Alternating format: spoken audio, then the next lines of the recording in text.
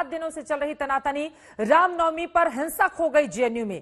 कहना ही पड़ रहा है कि इतने बड़े शिक्षण संस्थान की साख को कोई पत्थर से न मारे, जिस तरह की तस्वीरें जेएनयू से सामने आई हैं।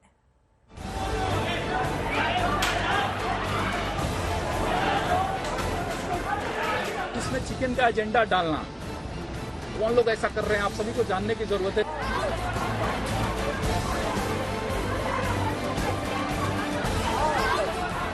ये 7 दिन से साजिश चल रही है, उसी साजिश का नतीजा वो फेक नोटिस था।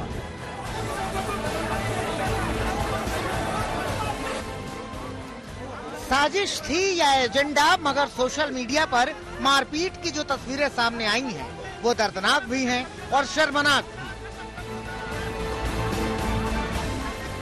देश की इतनी नामी यूनिवर्सिटी सियासत का अखाड़ा बन चुकी है। क्या लेफ्ट राइट की लड़ाई इसकी साख को बट्टा लगा चुकी है?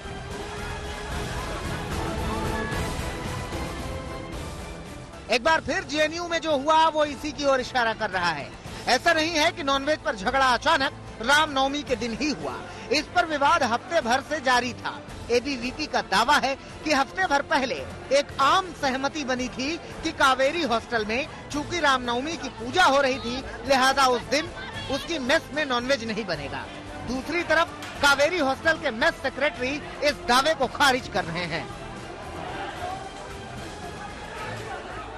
उन्होंने क्लियर किया है कि हमें कोई आपत्ति नहीं थी, हमें उस दिन नॉनवेज खाना ही नहीं था, कावेरी के रेसिडेंट को खाना ही नहीं था। जबरदस्ती ये चीज इम्पोज करना, उसको एक अमली जामा पहनाना, एक शुगर कोटिंग करना। जो उनका कहना है, ये जो बातें हैं कि 7 दिन पहले हमने इन्फॉर्म किया था और सारी चीजें मीटिंग हुई थी, ऐसा कुछ अगर हुआ था तो सवाल ये है कि ये एविडेंस है कहाँ? क्योंकि हम जो मीटिंग करते हैं वो लोग जो लोग आते हैं वहाँ हॉस्टल कमेटी के सारे मेंबर का साइन होता है, जो लोग इस जीबीएम में जनरल बॉडी मीटिंग में प्रेजेंट होते हैं उनका सिग्नेचर होता है, 24 घंटे पहले नोटिस निकाली जाती है। ये सारी चीजें प्रोसेस है। तो अगर हुआ तो उनसे सवाल यही है कि वो नोटिस है कहाँ, वो एविडेंस है कहाँ? ऐसे मुंह से बोल देने से कुछ नहीं है। ये तो रही खाने की बात। एबीवीपी ने लेफ्ट विंग पर रामनवमी की पूजा में रुकावट डालने का भी आरोप लगाया। एबीवीपी ने दावा किया है कि उसके पास परमिशन है, मगर कावेरी हॉस्टल के मेस सेक्रेटरी उसके दावे को चुनौती दे रहे हैं।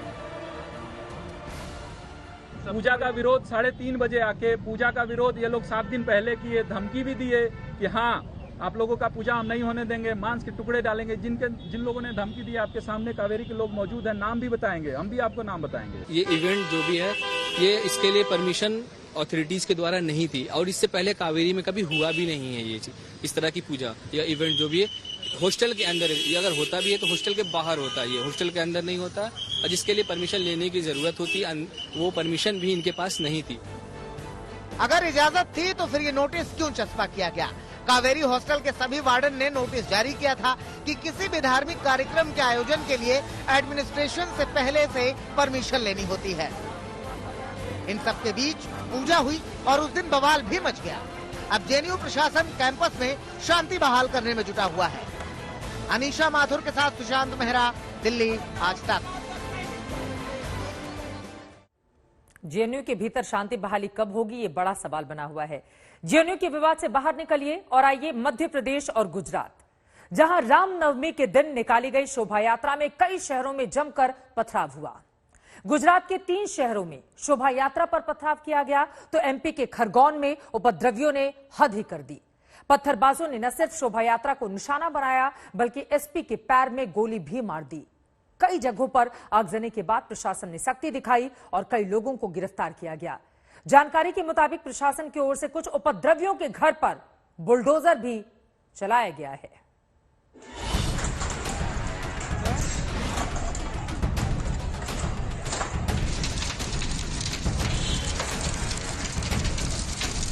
जिन घरों से पत्थर आए हैं आज उन घरों को पत्थर के ढेर में बदल दें।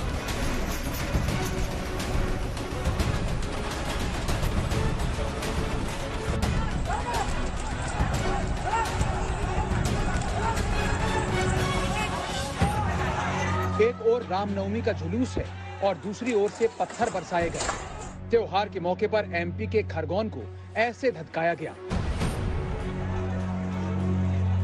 शोभा यात्रा में शामिल लोगों पर पत्थरों से वार हुआ, पेट्रोल बम से हमला हुआ, हंगामा जोरदार हुआ। रामनवमी के जुलूस में पत्थरबाजी ने देखते ही देखते खरगोन को हिंसा की चपेट में ला दिया। त्योहार के मौके पर सांप्रदायिक हिंसा को भड़का दिया। हिंसा की तस्वीरें सामने आई तो शासन भी फौरन एक्शन में आया। पत्थरबाजी करने वालों पर सख्त कार्रवाई का भरोसा दिलाया। मध्य प्रदेश की धरती पर दंगाइयों को कोई स्थान नहीं है, चिन्हित कर लिए गए और केवल कार्रवाई का मतलब जेल भेजना नहीं है। चाहे सार्वजनिक संपत्ति हो, चाहे निजी संपत्ति हो, जितना नुकसान हुआ उसकी वसूली भी उनसे की जाएगी। एमपी के गृह मंत्री नरोत्तम मिश्रा ने हिंसा भड़काने वालों को चेतावनी दी। पत्थरबाजी करने वालों के घरों को पत्थर में बदलने की बात कही। जहां पर संवेदनशील इलाके हैं वहां पर हमारे एसपी साहब को पैर में छर्रा गोली लगी है। टीआई साहब सर में पत्थर लगा है। 4 पुलिस वाले घायल हैं और जिन घरों से पत्थर आए हैं आज उन घरों को पत्थर के ढेर में बदल देंगे।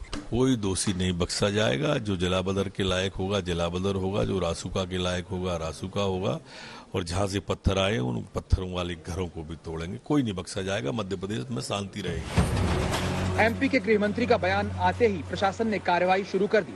पत्थरबाजी के आरोपियों को चिन्हित कर उनके घरों को दहाना शुरू कर दिया गया।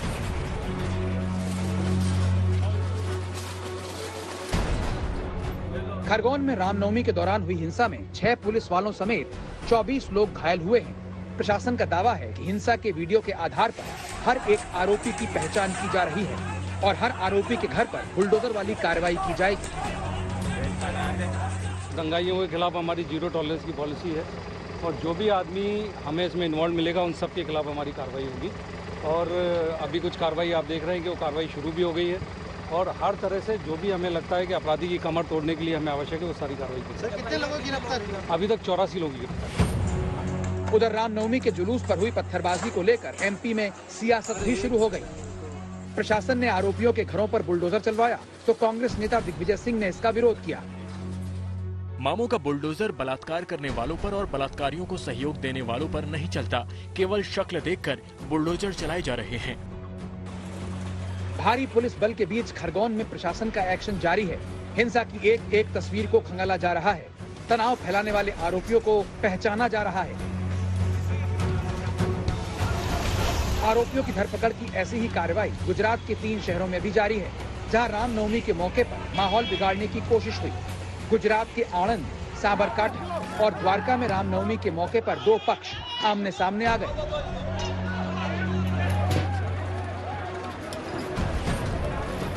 आणंद और साबरकांठा में रामनवमी के जुलूस पर पथराव से तनाव हुआ। वहीं द्वारका में रामनवमी के झंडे जलाने को लेकर 2 पक्ष आमने सामने भिड़ गए। रामनवमी के मौके पर कई शहरों में हुए तनाव के बीच राजनीति भी जारी है। AIMIM के अध्यक्ष असदुद्दीन ओवैसी ने हिंसा को लेकर ट्वीट किया। कई जगहों पर मुसलमानों के खिलाफ नफरत भरे भाषण देने के लिए रामनवमी जुलूसों का इस्तेमाल किया गया है। पिछले कुछ दिनों में हिंदुत्व की बात करने वाली भीड़ ने पुलिस की शह पर राजस्थान, गुजरात, मध्य प्रदेश, झारखंड में माहौल खराब किया। ओवैसी के हमले पर बीजेपी ने पलटवार किया और कहा कि ओवैसी जैसे लोग ही देश का माहौल खराब कर रहे हैं। ओवैसी जी और इनके कैटेगरी के कई नेता हैं, ये इन्हीं लोगों की देन है। इनकी सोच समाज समग्र रूप से आगे बढ़े, डेवलपमेंट पे जाए, लोगों को रोजगार मिले, लोगों को रोटी मिले, ये इनकी सोच ही नहीं है। इनकी पूरी राजनीति ही आधारित है कि हम इस देश में कौमी एकता को भंग करें, फिर अपनी रोटी सेकें। एमपी और गुजरात दोनों जगहों पर रामनवमी में हुई हिंसा के बाद स्थिति अब काबू में है, लेकिन त्योहार के बीच पत्थरबाजी की घटनाएं तमाम सवाल भी खड़े कर रही हैं। आज तक ब्यूरो।